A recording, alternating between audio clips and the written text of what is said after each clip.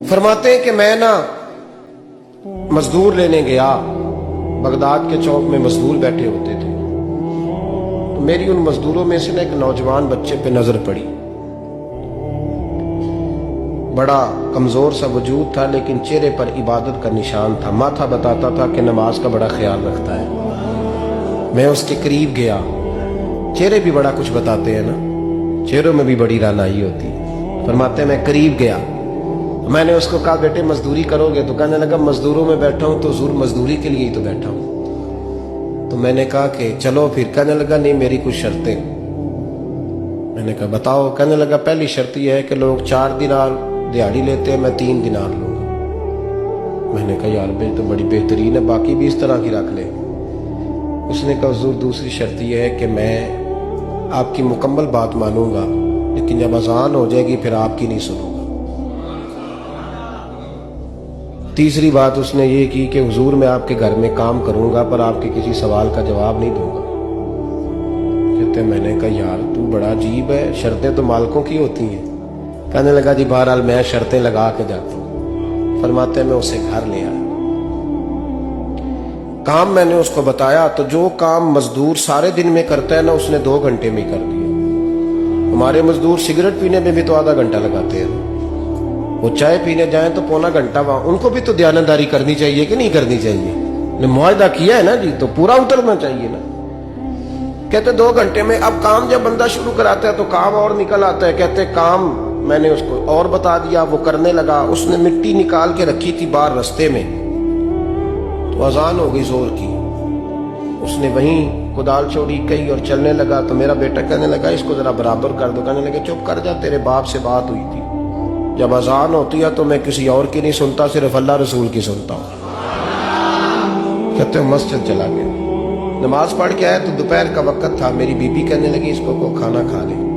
कहते हमने कहा खाना खा लो, तो कहने लगा मैंने रोजा रखा, रमजान भी नहीं था, नफली रोजा रखा हुआ। फरमाते हैं शाम हुई, मैंने 3 दिनार दिए। तो मैंने कहा तेरा नाम क्या है? कहने लगा मैंने आपसे कहा था मैं किसी सवाल का जवाब नहीं दूंगा। वो चला गया। अगले दिन मैं फिर लेने गया उसे, काम कुछ और निकल आए। तो लोगों ने बताया वो सिर्फ हफ्ते वाले दिन आता है। मैंने कहा क्यों? कहने लगे जी वो कहता है मेरा हफ्ते का खर्चा 3 दिनार है, जब 3 दिनार कमा लेता हूं तो बाकी सारा टाइम अल्लाह रसूल की जिक्र में गुजार दिया करता हूं। फरमाते हैं जी अगले हफ्ते मैं फिर लेने गया। मैंने पूरा हफ्ता इंतजार किया कि काम उसी से कराना है। मैं जब गया तो मैंने कहा चलो। कहने लगा मेरी शर्तें याद है ना? और मैंने कहा याद है भाई, साथ चल। फरमाते काम कराया, 2-3 हफ्ते वो आता रहा।